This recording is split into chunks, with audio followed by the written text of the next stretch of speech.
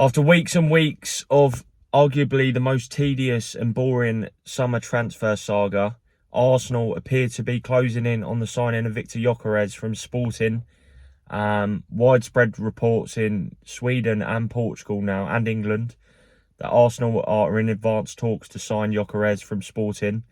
Gyokeres had initially been expected to report for pre-season training tomorrow.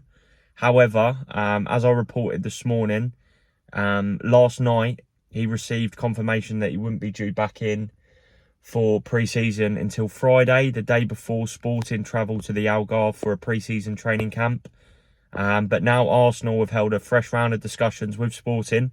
They're now working on a fee for Gyokeres, who is 27 years of age, an absolute goal machine, having previously played in England with Coventry City, Brighton and Swansea. And there's a sense he's got unfinished business in English football. He's been holding out for a move to Arsenal. Manchester United had shown interest. Obviously, Gyokeres worked under Ruben Amorim at Sporting, but Gyokeres has been holding out for this move to Arsenal. And it looks as though he's going to get that move now because the clubs are working to close an agreement. The final figures are not quite in the public domain as of yet. Obviously, these negotiations could still take a little bit of time. But the direction of travel is that Gyokeres will join Arsenal. It appears the move for Sesko is potentially called. Although there have been so many twists throughout this summer transfer saga that it isn't beyond the realms of possibility that we might yet still see a late swing, particularly with Sporting trying to hold firm on that steep valuation of Gyokeres. But Gyokeres and his agent have been kind of at war with the Sporting president because there was a belief that they had a gentleman's agreement in place with the club that he would be available for a realistic price tag. Sporting didn't want to sell for what they deemed to be below fair market value, but it's clear that Gyokeres didn't want to return to Sporting, and to prevent the development of a situation where Gyokeres is refusing to play and Sporting, effectively are missing out on a large amount of cash while Gyokeres' value is decreasing. It looks like the parties are now looking to reach a compromise.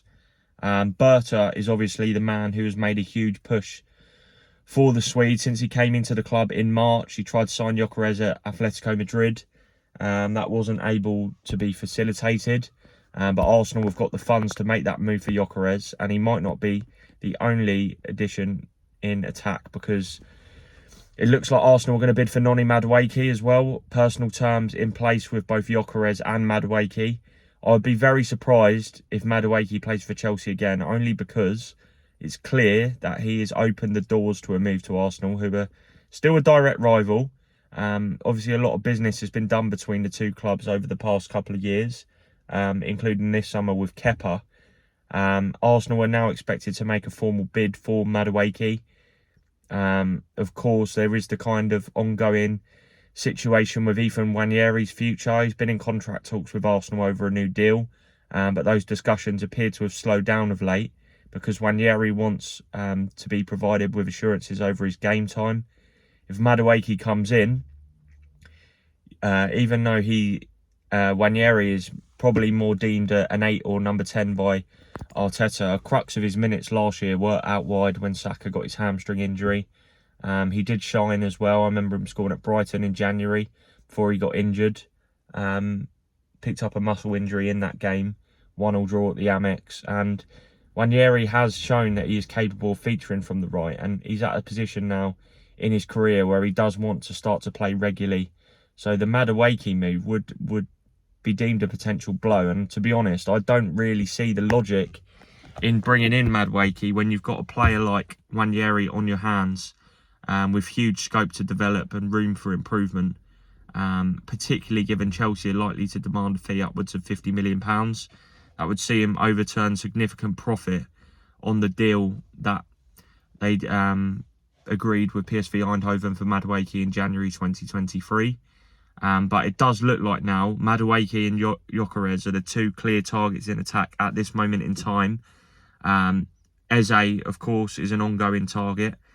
And there is also interest in Rodrigo. And it's clear Rodrigo is potentially available because Xabi Alonso continues to not pick him at the Club World Cup.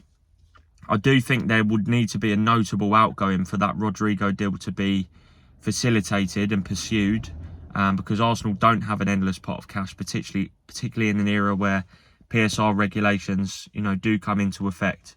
But it does look like Gyokeres and Madueke, we could see now movement in the forthcoming days, maybe even today on Gyokeres, because the fresh rounds of talks have pointed towards a clear breakthrough. He's been holding out for Arsenal, and it now looks like he's set to get his move, because perhaps this comes at a good time for Sporting, because it would not have been any use to them for the public saga to have played out and escalated, particularly given the noise that Gyokeres is absolutely clear he would not be returning for training, because he wants to get this move after 2 years in Lisbon.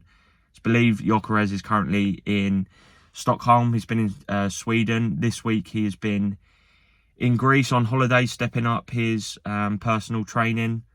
He actually got his hair cut by the same barber as Benjamin Sesko, which, sums up what a strange summer and saga it's been between Gyokeres and Sesko. But it does look like now he is going to be the man to come and spearhead Arteta's attack. And I think, regardless of what the final figure is, I think you're buying goals with Gyokeres, and I think it's a clear signing that takes Arsenal up that level. So I think, all things considered, regardless of the final price, I think this was the right move for Arsenal. It's just about getting that deal over the line now. There are some hurdles to clear, but personal terms are in place with Gyokeres. He's gunning for the move to the Emirates, and I really do think now, in the coming days, we could see Gyokeres heading for Arsenal, because it looks like a club-to-club agreement is potentially in the works.